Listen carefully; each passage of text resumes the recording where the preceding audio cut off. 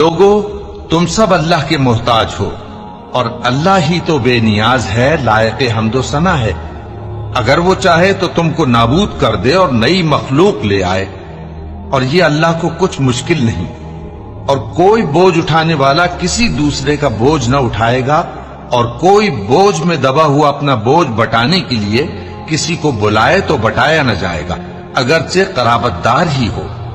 اے پیغمبر، تم انہی لوگوں کو نصیحت کر سکتے ہو جو بن دیکھے اپنے پروردگار سے ڈرتے اور پابندی سے نماز ادا کرتے ہیں، اور جو شخص سنورتا ہے تو وہ اپنے ہی لیے سنورتا ہے، اور سب کو اللہ ہی کی طرف لوٹ کر جانا ہے۔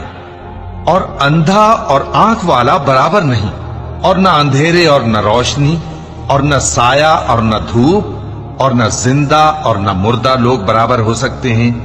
اللہ جس کو چاہتا ہے سنا دیتا ہے، اور تم ان کو جو قبروں میں ہیں سنا نہیں سکتے، تم تو صرف خبردار کرنے والے ہو۔